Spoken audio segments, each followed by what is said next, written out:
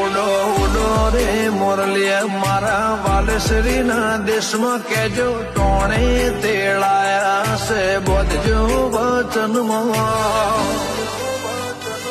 આ તો હેતન દેહા મઢી લેવાના મનમાં આવકાર અંતરમાં શોભે પાઘડી રે।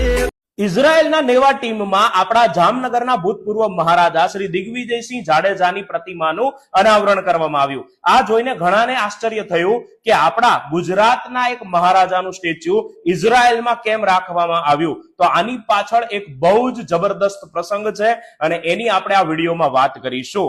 આ જે સ્ટેચ્યુ રાખવામાં આવ્યું છે ઇઝરાયેલની અંદર, એ પ્રતિમા નીચે લખ્યું છે કે હોલોકોસ્ટ દરમિયાન મહારાજે પોતાના ખર્ચે ઘણા યહૂદી બાળકોને બચાવ્યા છે, એમને શરણ એટલે કે આશ્રય આપ્યો